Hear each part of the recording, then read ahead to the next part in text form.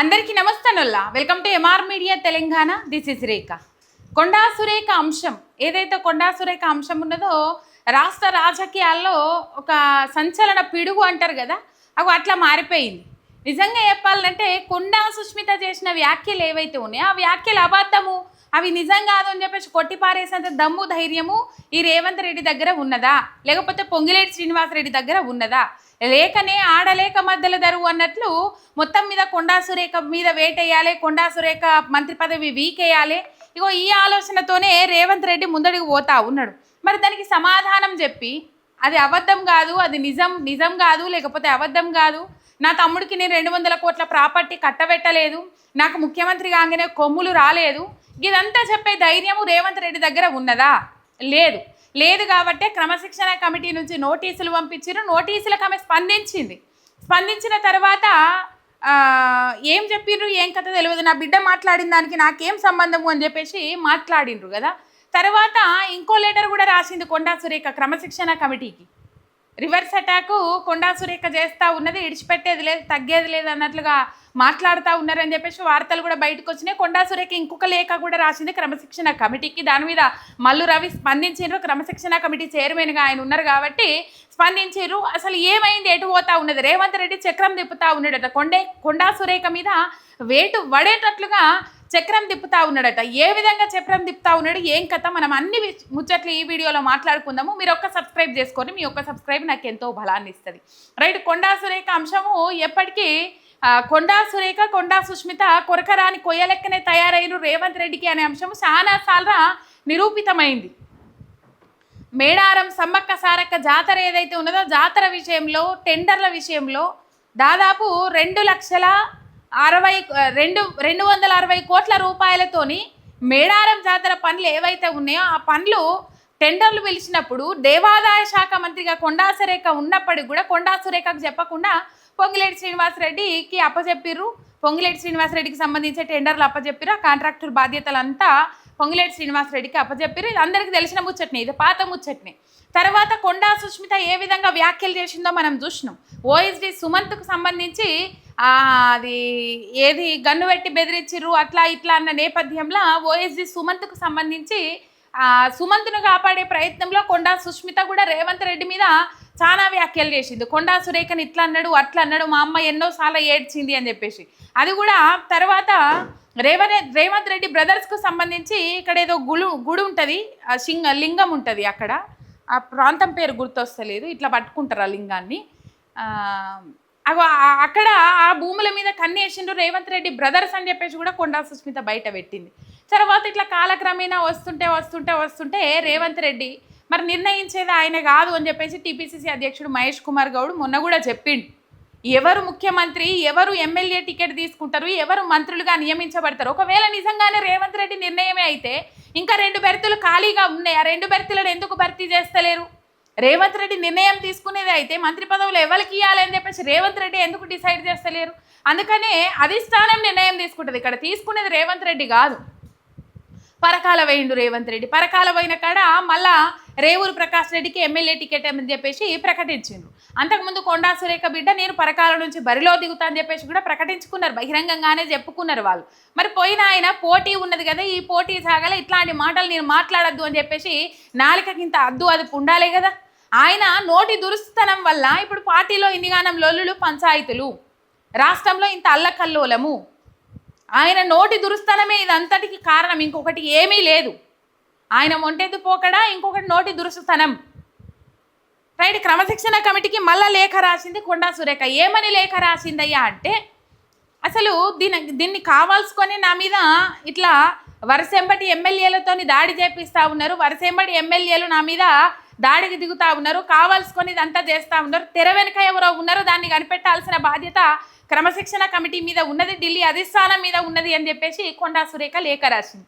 ఆ లేఖకు మల్లు రవి క్రమశిక్షణ committee chairman స్పందించి ఏమన్నారంటే, తెర వెనుక ఎవరు ఉన్నారు అని చెప్పాల్సిన అవసరము కొండా సురేఖకు చెప్పాల్సిన అవసరము లేదు. ఈవినింగ్ లోపు లేకపోతే పార్టీ నిర్ణయం తీసుకున్న తర్వాత కొండా సురేఖ అంశం మీద త్వరలో నిర్ణయం తీసుకుంటాం అని చెప్పేసి. అంటే కొండా సురేఖ మంత్రి పదవి అవుట్, అంటే కొండా సురేఖ మంత్రి పదవిని తీసేస్తున్నారు, పార్టీ నుంచి కూడా సస్పెండ్ చేస్తారా అనే అంశాలు అయితే ఇక్కడ పెద్ద క్వశ్చన్ మార్క్. మరి కొండా సురేఖకు బలం తక్కువ ఏమీ లేదు, ఆమె బలం ఆమెకు ఉన్నది. ఎందుకంటే సీనియర్ కాంగ్రెస్ పార్టీ నాయకురాలు కాబట్టి తన వంతు బలము తను ప్రదర్శించుకుంటుంది. బలం లేనోళ్ళే నా ముంగ నయనక ఇంతున్నారు ఈ ఇంకత అని చెప్పేసి ఇగో ఇంతగానం బలగం ఉన్నది అని చెప్పేసి నిరూపించుకోవడానికి నానా ప్రయత్నాలు చేస్తూ ఉన్నారు. కానీ కొండా సురేఖ బలం ఉన్నది అని చెప్పేసి చాలా మంది మాట్లాడతారు. మరి ఏం చేస్తారు ఏం కథ? టీపీసీసీగా కావడం కోసము కొండా మురళిని వాడుకున్నాడు. టీపీసీసీగా సూచించింది, సిఫార్సు చేసిందే కొండా మురళి, కొండా సురేఖ అని చెప్పేసి చాలాసార్లు ఆయన చెప్పుకున్నారు. మొన్న కొండా సుస్మిత కూడా చెప్పింది. ఇదంతా ఇట్లుంటే రేవంత్ రెడ్డి ఏం చేస్తూ ఉన్నాడు? కొండా సురేఖకు వ్యతిరేకంగా మాట్లాడడానికి ఎమ్మెల్యేలకు ఏ విధంగా ఎరవేస్తూ ఉన్నారు, ఎమ్మెల్యేలను ఏ విధంగా వాడుకుంటా ఉన్నారు అనేది ఇక్కడ మనం మాట్లాడుకోవాలి. అందుకే చక్రం తిప్పుతున్న రేవంత్ రెడ్డి కొండా సురేఖ మంత్రి పదవి అవుట్ అని చెప్పేసి. అయితే ఏ విధంగా చక్రం తిప్పుతూ ఉన్నాడంటే మొన్న సిఎల్పి మీటింగ్ పెట్టమన్నారు. ఈ సిఎల్పి మీటింగ్లో దాదాపు 16 మంది ఎమ్మెల్యేలు, 2 ఎమ్మెల్సీలు వచ్చారు. టోటల్ 18 మంది వచ్చారు. కేవలము 18 మంది మాత్రమే వచ్చిండ్రు. రేవంత్ రెడ్డి నా బలం ఇదే అని చెప్పేసి ఇజ్జసంతా ఓడగొట్టుకున్నాడు. కనీసం 50 మంది ఉన్న 66 మంది ఎమ్మెల్యేలల్లో 64 మంది, ఈ 2 అవి తీసేస్తే 64 మంది ఎమ్మెల్యేలల్లో ఈ మిగతా 10 మంది పార్టీ ఫిరాయించిన ఎమ్మెల్యేలు, అంటే ఒకరిని తీసేస్తే 9 మంది పార్టీ ఫిరాయించిన ఎమ్మెల్యేలను కలుపుకుంటే ఈ 70 పైసీలకు ఎమ్మెల్యేలు కనీసం 50 మంది అన్న వచ్చేది ఉండే. 50 మంది కాదు కదా, 16 మంది వచ్చారు. ఈ 16 మంది మీటింగ్ పెట్టి కొంతమంది చాలా విధాలుగా మాట్లాడారు. అయ్యో కొండా సురేఖను బర్తరఫ్ చేస్తే ఇంకో బెర్త్ ఖాళీ అవుతుంది, ఆ ప్లేస్లో మాకు అవకాశం రావచ్చేమని చెప్పేసి ఆశలు పడుతున్నోళ్ళు, ఆశల పల్లకిలలో ఊరేగుతున్నోళ్ళు చాలా మంది ఉన్నారు. ఇప్పుడు కాంగ్రెస్ పార్టీలో కొండా సురేఖ మీద చేసిన వ్యాఖ్యలు ఏవైతే ఉన్నాయో ఆ వ్యాఖ్యలు చాలా మంది ఎమ్మెల్యేలలో ఆ పదవి మనకు రావచ్చేమో అని చెప్పేసి ఆశపడ్డోళ్ళు కూడా చాలా మంది ఉన్నారట. మరి రేవంత్ రెడ్డి కొండా సురేఖకు అగెనెస్ట్గా మాట్లాడడం కోసం అయ్యో 16 మందే వచ్చారు, నా ఇజ్జత్ అంతా పోయింది అని చెప్పేసి ఇంకా మంది కావాలని చెప్పేసి నా బలం ఇది అని చెప్పేసి నిరూపించుకోవడం కోసము ఏం చేసిందట అంటే రేవంత్ రెడ్డి అనుచర వర్గం, సన్నిహిత వర్గంతోనే ఒక వ్యక్తితోని దాదాపు 50 మందికి ఎమ్మెల్యేలకు ఫోన్ చేపించిండట.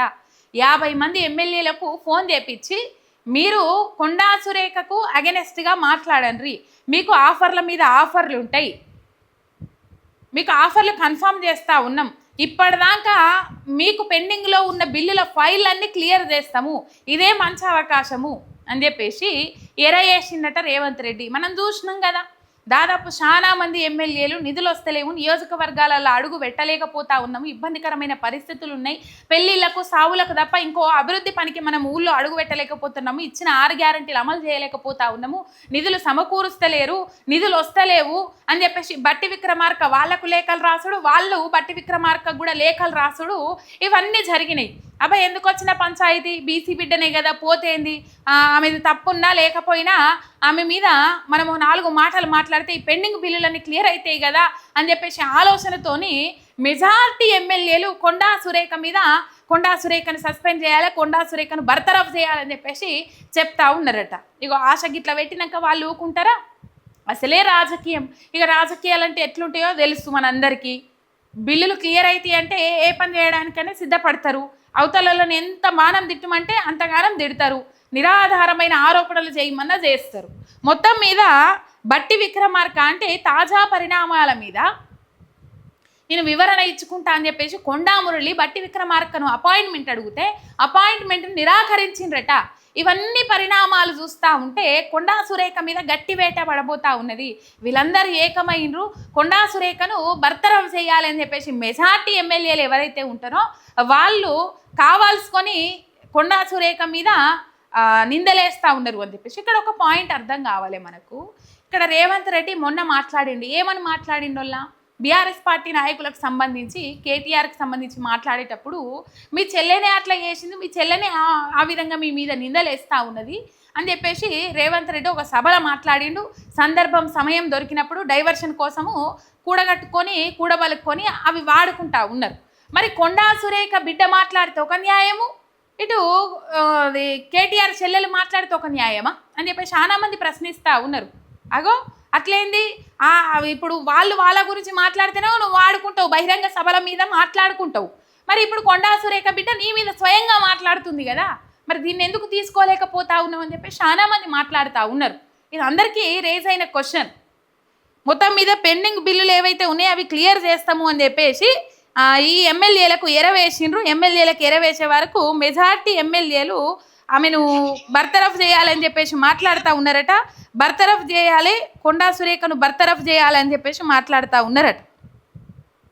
రైట్, మొత్తం మీద అందులో ఏ విధంగా ఎరవేసిరు అనేది ఒకసారి మనం చూద్దాం. సుమారు 50 మంది ఎమ్మెల్యేలకు తన సన్నిహితుడితో ఫోన్ కాల్స్ చేయించిన రేవంత్ రెడ్డి తనకు మద్దతుగా ప్రెస్ మీట్ పెట్టి ఎమ్మెల్యేల పెండింగ్ ఫైళ్లను త్వరగా క్లియర్ చేస్తానని హామీ. కనీసం 20 మంది ఎమ్మెల్యేలు కూడా మద్దతు ఇవ్వలేదనే అసంతృప్తితో ఫైల్ క్లియరెన్స్ ప్లాను. కొండా సురేఖను టార్గెట్ చేస్తే పెండింగ్ బిల్లులే ఉండవని చర్చించుకుంటున్న ఎమ్మెల్యేలు. 2 సార్లు గెలిచిన ఓ ఎమ్మెల్యే ప్రెస్ మీట్ పెట్టగానే రేవంత్ ఫైల్ క్లియర్ చేయించాడని టాక్. 6 నెలలుగా పెండింగ్లో ఉన్న పని ఒక్క ప్రెస్ మీట్తో పూర్తయిందని ఆనందంలో మరో ఎమ్మెల్యే.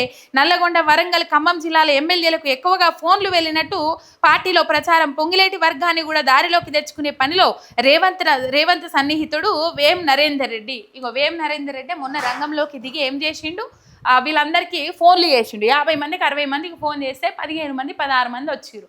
ఇప్పుడు ఫైల్స్ అన్ని క్లియర్ చేస్తామని చెప్పేసి ఈ యొక్క ప్లాన్ వేసిండు. మొత్తం మీద మెజార్టీ ఎమ్మెల్యేలు కొండా సురేఖను వ్యతిరేకించే పనిలో ఉన్నారు.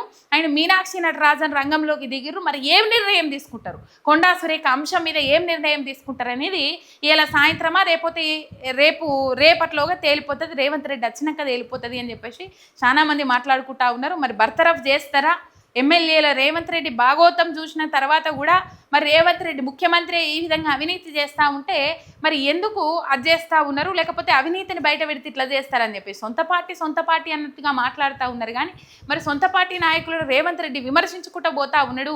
సొంత పార్టీ నాయకులని దగ్గరికి రానిస్తాడే లేడు అనేది కూడా అధిష్టానం పరిగణలోకి తీసుకోవాల్సిన అవసరం ఉన్నది. ఇది కథ. ఒక సబ్స్క్రైబ్ చేసుకొని సపోర్ట్ చేయండి. మీ ఎంఆర్ మీడియా తెలంగాణ శనార్థి.